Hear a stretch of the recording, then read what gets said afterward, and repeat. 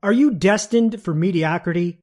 Here's a short 6-question test that will reveal if you are destined for a life of greatness or a life of mediocrity and obedience. Question number 1. Do you have an irrational emotional attachment to hyper-reality? Now, hyper-reality is something you perceive as real and substantive, but it actually isn't. It's more of a cultural mirage or a simulation of reality, where the simulation is so effective that it becomes a part of your life. Now, the best example of hyperreality that is a pure illusion is the concept of Monday through Friday. This is a cultural hyperreality that has been normalized to institute order and obedience. The presumption, of course, is that Monday through Friday is for work and Saturday, Sunday is for play. The truth is, Monday is no different than Saturday. There is no celestial reason for the existence of Monday through Friday except to condition you into a system of economic slavery. If aliens visited the planet, they wouldn't recognize Monday through Friday. Neither would animals, because it is a hyper-realistic mirage created by humans to control humans. Now, as far as having an irrational emotional attachment to hyper-reality, this usually takes the form of entertainment. It could be anything from your local sports team, football, soccer, baseball, to a movie series, Star Wars, Game of Thrones, to video games, Call of Duty, Clash of Clans, etc. An irrational emotional attachment means that this stuff is a part of your life. The hyper-real is more important to you than the real. It is something that gives your life meaning, namely because your real life lacks meaning. So how could you tell if you have an irrational emotional attachment to hyperreality? Well, if your favorite sports team loses the world championship, are you in the stands crying? Do you feel sad, upset to the point you want to punch walls and scream? This is an irrational attachment. The truth is, when your favorite sports team wins, what do you get? Money? Free vacation time? Fame? The truth is, you get absolutely nothing but an entertainment high and some fake bragging rights, another hyper-reality, over someone else in some other part of the world. The ultimate stupidity is to care about this shit as if it had any importance in your life. When it does, you're doomed for mediocrity. Question number 2. Have you read less than 12 books last year or 1 book a month? The truth is, what you know today to become a great tomorrow is not enough, nor will it ever be. Escaping mediocrity involves the constant and everlasting search of knowledge, skills, and wisdom. Now, a common question I always hear on the forum is, what is the best book to read? Well, for me, the best book to read is always the book that can help you solve the problem in front of you. While I read books for the sake of reading them, I usually read them to address a problem, to get better at something, to learn something, or to solve something. For instance, I have been reading books about writing fiction. I have never written a fiction book, so it is a skill I need to know more about. Learning does not end at graduation. It begins. When you accept this as a life constant, mediocrity becomes endangered.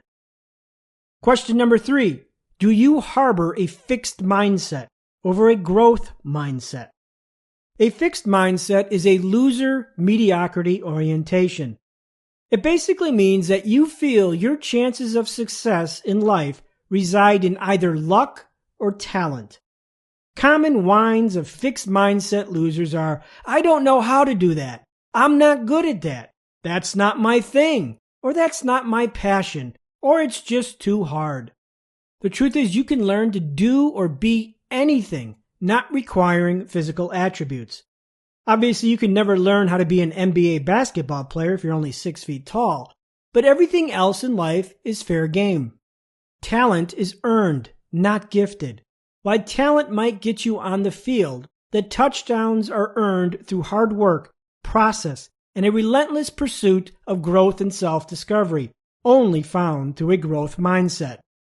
For instance, if you love my writing, please know that I studied how to become a better writer and practiced over and over. Likewise, if you think my writing stinks, well, the same concept applies. I have to improve.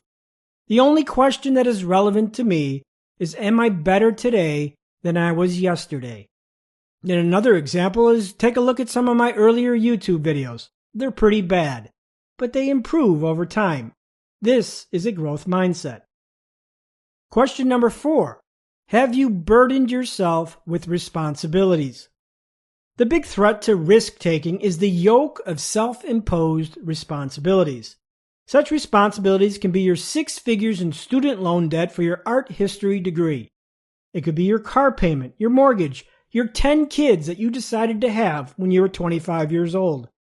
The truth is, the more responsibility you sack onto your life, the less chance you have at breaking free from scripted mediocrity.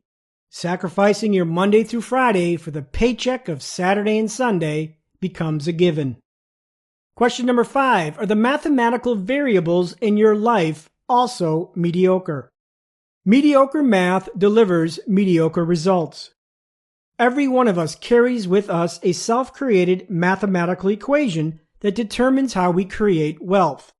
The big question is, are those variables in your mathematical equation unlimited and controllable? If they aren't, well, you're destined for mediocrity.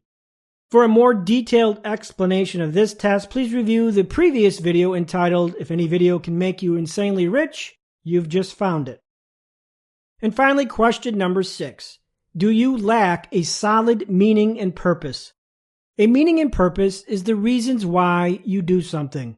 It could be something as stupid as you want to own a Lamborghini, or something significant like you want to start an animal rescue. Whatever it is, it must drive you beyond the mainstream mediocrity that surrounds us.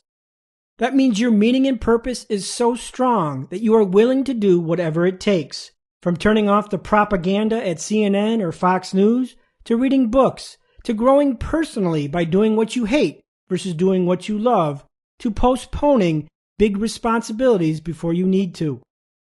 When a powerful meaning and purpose is not distracted by fictitious hyper-realistic escapes and is combined with a growth mindset and a business system that has unlimited and controllable variables, you can accomplish anything.